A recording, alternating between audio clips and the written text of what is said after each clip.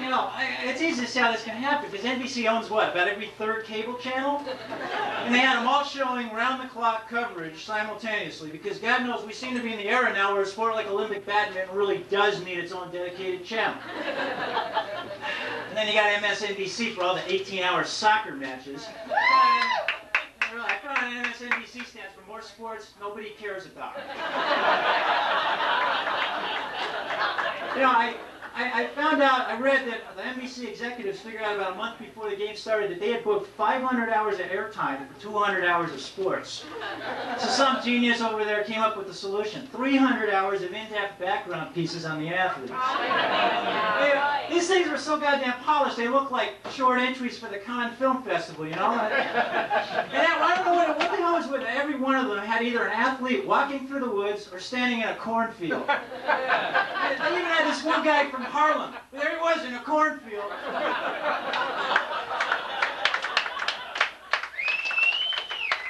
I haven't been to New York in a long time. Did they move Harlem to Nebraska? I don't know. This was the best one. I saw this one, a 16-year-old Olympic swimmer.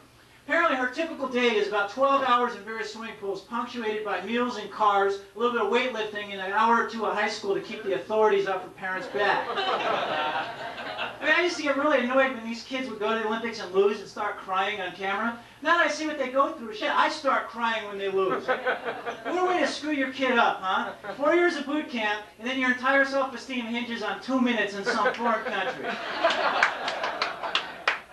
Quite frankly, I can see why some of the winners start crying too, because again, it's 4 years of boot camp. All you get's a fucking medal? Shit, I could have gone to college.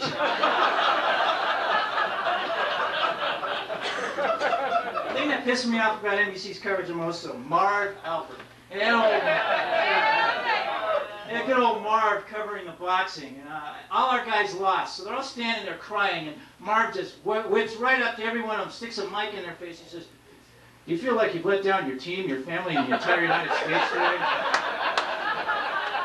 This one guy, he was so shocked, he just looked at Marv like this. He stops crying. And you just see in his eyes, he's thinking, boy, I could kill you with one punch. I mean, seriously, these guys are trained killers. You do not want to antagonize these people. I'll tell you, though, there is another group of trained killers that no one seems to worry about at all when they lose, and I think this is a mistake. I'm talking about the Olympic shooting team. I could just see it now. Hey, where's Gunther? Oh yeah, right after he lost, he said he's going to check out the view from the Olympic Village clock tower. Good place, my ass. Damn, I missed.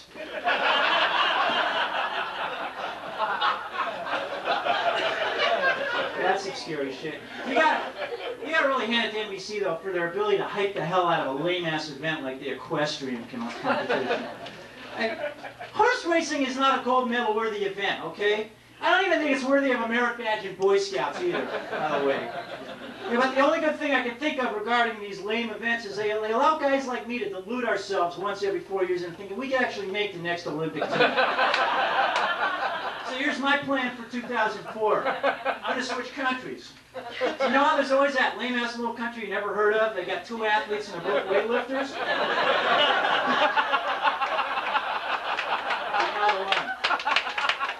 Well, if I can get into this country, I can be their marathon runner.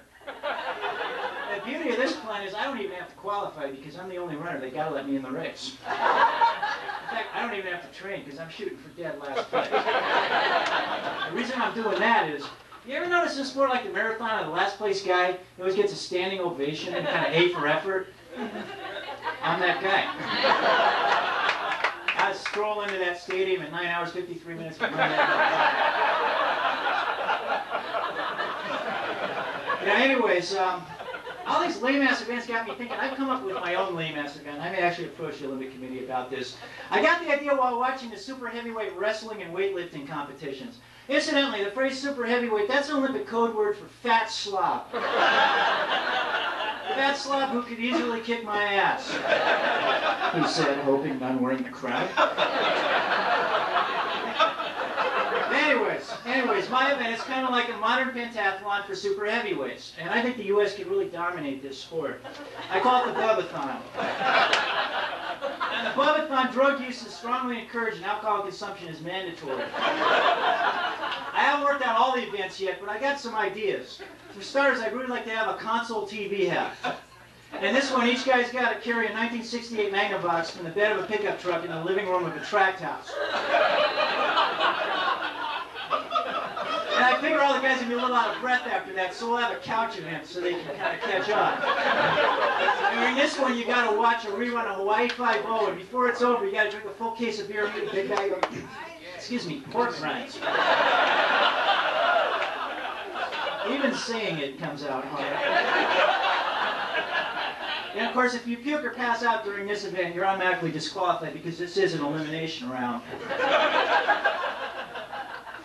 Then I want to give each guy a Sears socket wrench set and give him 2 hours to see how far he can get breaking down the '77 Chevy Camaro on the front lawn. Of course, it would be widely understood in this event that if you can't at least, that you're out of metal contention, if you can't at least get the Camaro up on blocks. Then the finale would be at the local beer hall. Basically, I just have each guy drink a pitcher of beer, and then they just start a free-for-all brawl. And the judges send in the local police, and the guy who wins is the last one to be successfully apprehended.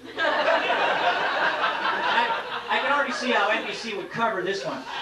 Remember, Jim, the judges will be scoring here based on 3 major criteria: degree of inebriation, level of mayhem, and overall disregard for the authority of local law. You guys have been great. Thank you.